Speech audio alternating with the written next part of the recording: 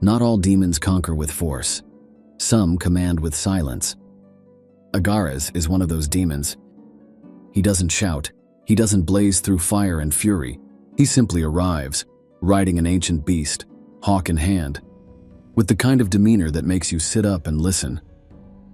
He doesn't ask for respect. He expects it. And more often than not, he gets it. Unlike demons who tempt or terrify, Agares works through structure, through language, through return. He doesn't break down the door. He makes it swing open. He is a teacher, a tracker, a force of reclamation. And when something runs, he is the one who brings it back. Today marks episode 3 in our series on the 72 spirits of the Ars Goetia, the first book of the Lemegeton, a 17th century grimoire that claims to catalog the spirits once bound by King Solomon himself. These spirits, according to legend, were sealed away in a brass vessel, only to be summoned later by those willing to brave the dangers of arcane ritual. Each demon in the Goetia has their own personality, their own court, and their own price. Some teach, some deceive, some rule through fear. But not Agares. Agares rules through precision, through speech, through presence. He offers no illusions, only fluency, no promises, only return. And when he answers your call, it's not about what you want, it's about what you're ready to face. This is the story of Agares, the infernal Duke of the East, from the Ars Goetia. The name Agares doesn't scream its significance. It doesn't dazzle with fire or thunder with power. Instead, it waits, quiet and layered, like a phrase in a language you don't yet understand. Etymologically, the name Agares is murky, with no universally agreed-upon origin.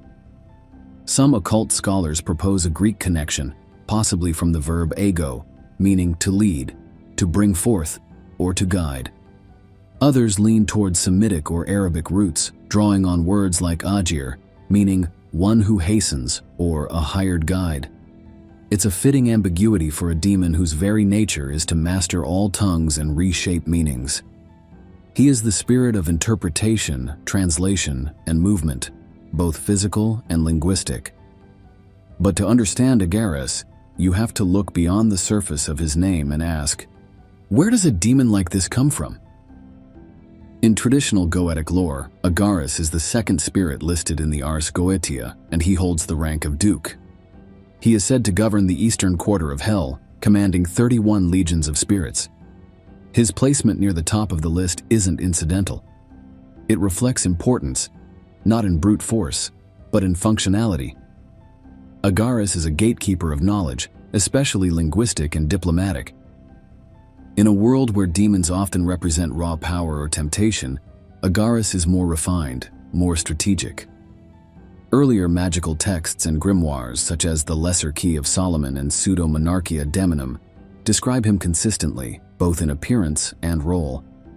But unlike demons tied to a single sin or elemental force, Agares represents reclamation, of knowledge, of dignity, of people who have fled or strayed. His ability to return runaways and teach all languages made him especially valuable to conjurers seeking influence, not chaos.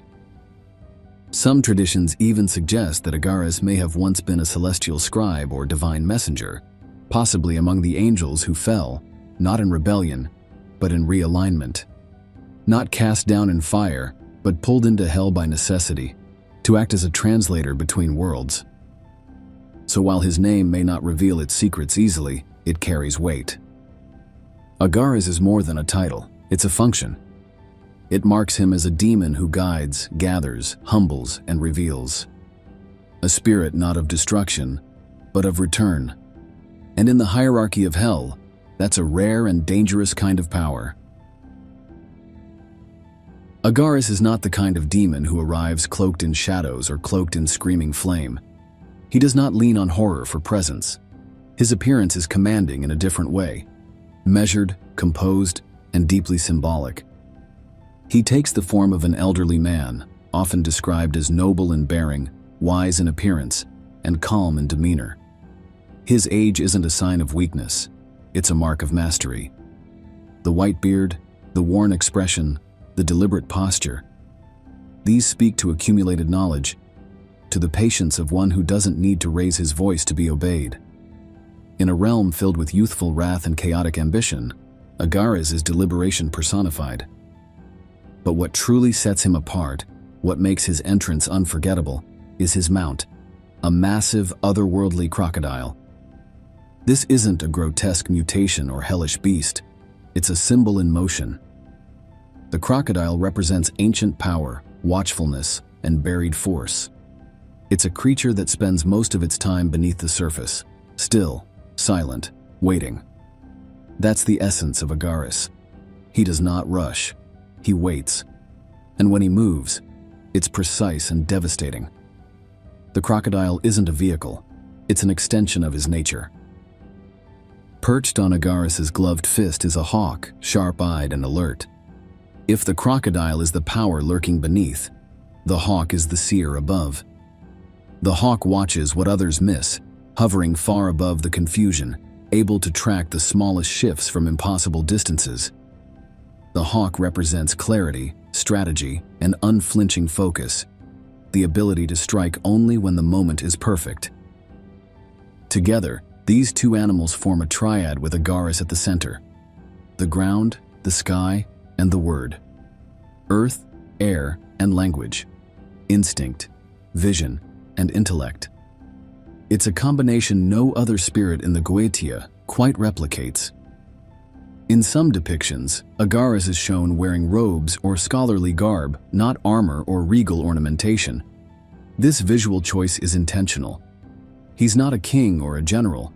He's a duke, a man of refinement and rank, who commands not with shouts, but with certainty.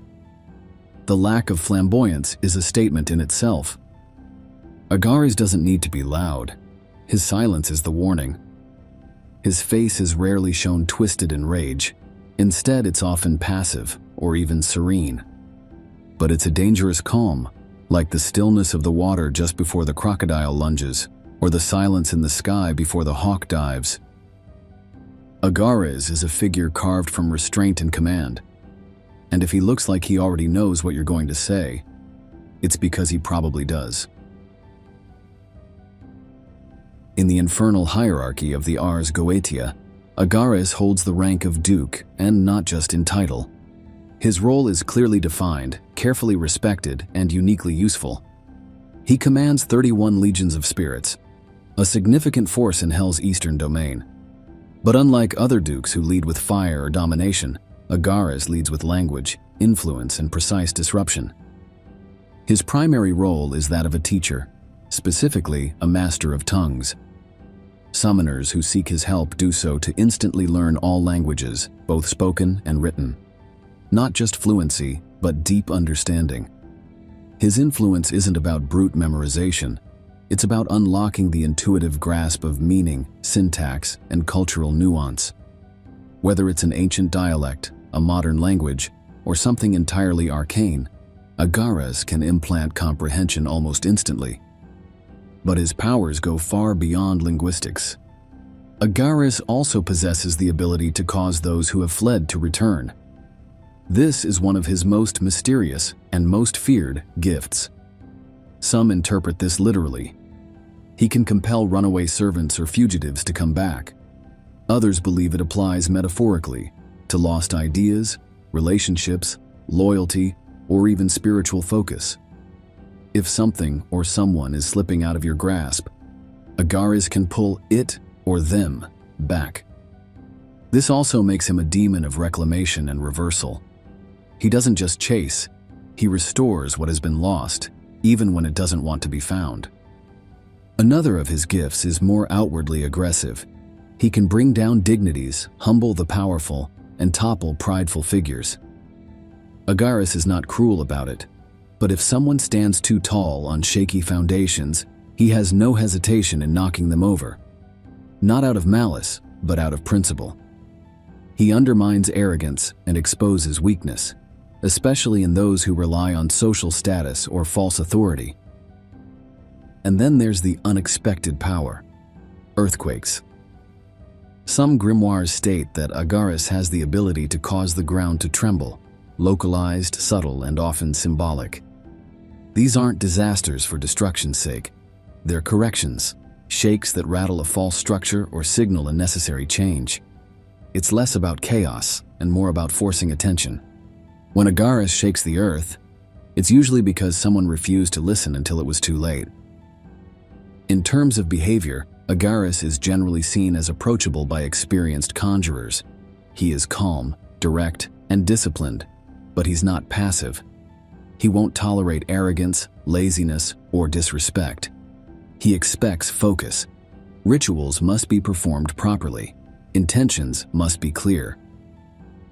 But when treated with proper care, Agares responds swiftly and often willingly. Unlike many demons whose goals align with temptation or chaos, Agares seems to thrive on clarity, order, and control through understanding. He doesn't revel in destruction. He corrects imbalance. He doesn't manipulate with charm. He teaches through mastery. His energy is that of a strict mentor, not a seducer. And perhaps that's what makes him so enduringly powerful. Agares isn't interested in being worshipped. He's interested in whether you've earned what you're asking for. Hey everyone, just a quick intermission here. I wanted to say thank you for watching this video. It really means a lot to me. Did you know that over 80% of you who are watching right now aren't subscribed to the channel? If you've enjoyed this content so far, it would be incredible if you could hit that subscribe button. It's a small gesture, but it really helps the channel grow and ensures that you won't miss any more of our fascinating stories we explore together. Also, if you're feeling generous, please give this video a thumbs up, leave a comment, and share with anyone else who may enjoy it. Your support really does make a difference and keeps the content coming. Thanks again, and let's get back to the story. Agares is not just a figure in a grimoire. He's a bundle of allegories wrapped in ritual, a concept given form. To understand his place in the Ars Goetia, you have to step back and look at what he represents, not just what he does. First and foremost, Agares symbolizes language as power. His ability to grant fluency in all tongues isn't a party trick, it's a statement. In occult tradition, words are creation. The act of naming is the act of commanding. The spoken word is binding. The written word is eternal. Agares embodies this core principle, that knowledge, speech, and the ability to articulate are the foundation of true authority. Not brute force, not divine right, just understanding, clearly spoken. In this way, he becomes a counterbalance to demons of chaos and violence. He does not inspire madness or lust. He teaches restraint. He instructs precision. His presence demands order through communication. Every syllable he grants is a tool. Every sentence is a weapon. The imagery tied to him reinforces this role. The crocodile he rides is no accident. It represents ancient, submerged power. Crocodiles don't waste motion. They're patient, watching from the depths, striking only when the odds are perfect. That's Agares. His influence may be subtle, but when he moves, it's decisive. The crocodile is also a creature tied to both earth and water, suggesting that Agares operates in the physical realm, earth, but influences the emotional and intuitive realms, water. Then there's the hawk, his eye in the sky. Hawks don't speak, but they see. They track. They calculate. The hawk symbolizes clarity of vision, detachment, and the higher mind. It adds another layer to Agares' allegorical role.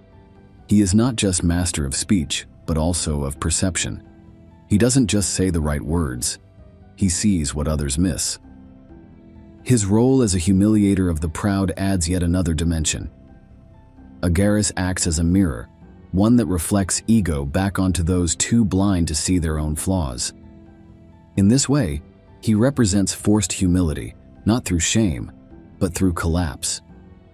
He shows that titles and status mean nothing if they're not backed by truth.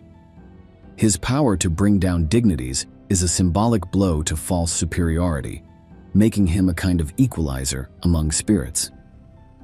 And then there's his power to cause returns, a spiritual reversal. those who flee, those who are lost, those who abandon duty or relationship, Agares can draw them back. It's tempting to think of this as control over others, but symbolically it may go deeper.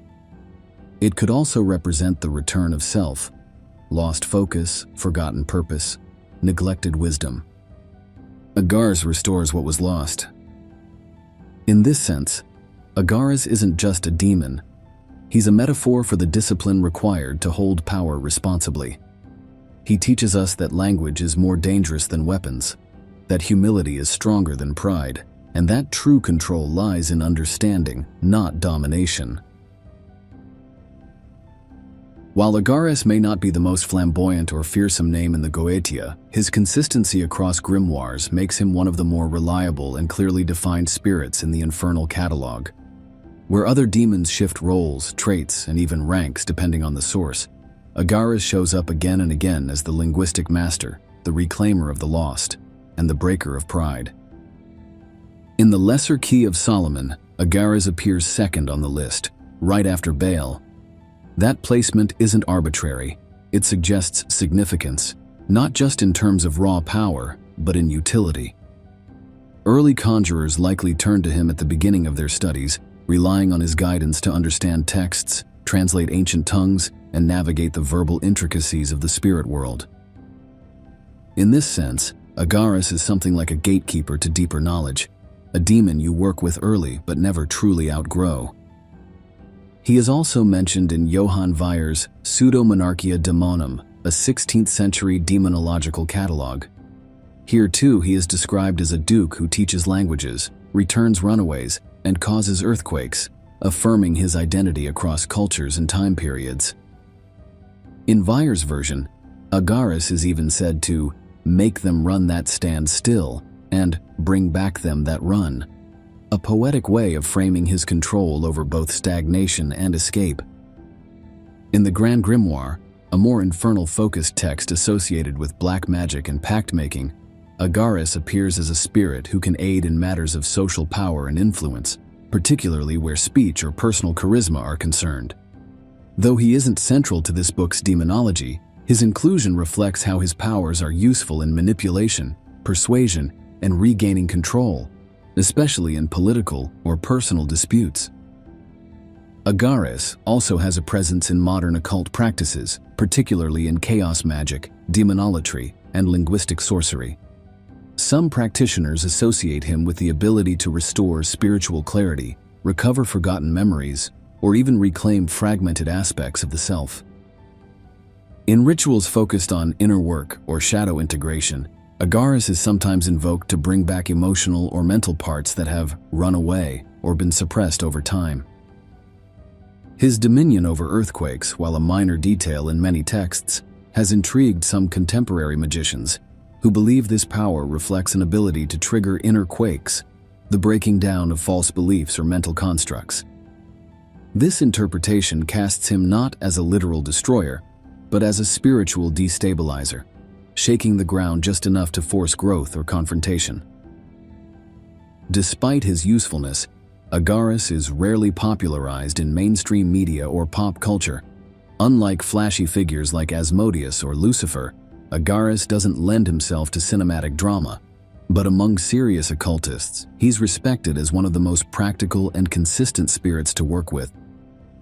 Whether it's mastering a foreign tongue, calling back a wayward soul, or exposing arrogance, Agares delivers, quietly, efficiently, and without spectacle. And in a world filled with noise and distractions, that kind of precision is more valuable than ever. Working with Agares may seem straightforward at first glance. He teaches languages, returns the lost, and topples the prideful. But that doesn't mean he's to be taken lightly. Like many spirits of the Goetia, Agares is neutral, not evil, not good, just powerful. And power, when mishandled, has a tendency to bite back. The first and most important warning is this: do not summon Agares casually. His demeanor may be calm, even cooperative, but his expectations are strict. This is a spirit who values clarity, structure, and purpose. If you're vague, unfocused, or disrespectful, you'll get nothing, or worse, an unpleasant lesson in humility. Intent must be clean. Words must be deliberate. Rituals must be precise. That's the unspoken contract. Because Agares rules over language, even your phrasing matters. A careless invocation can lead to unintended results, like a returned ex who should have stayed gone, or fluency in a language you didn't actually want. There are stories in magical circles of practitioners being overwhelmed by floods of information, or dreaming in foreign languages they never studied, only to find themselves mentally exhausted and spiritually ungrounded afterward. Knowledge, after all, carries weight. Another layer of caution lies in his power to return what is lost. It may sound like a blessing, and often it is, but summoning Agares to recover something comes with a price. You must be ready to face what comes back. That could be a person, a truth, a memory, or even a version of yourself you thought you left behind. This is not a spirit who filters consequences for comfort. As for offerings, Agares isn't extravagant. He doesn't demand blood or wealth or grand displays. He respects symbols of intellect, language, and control.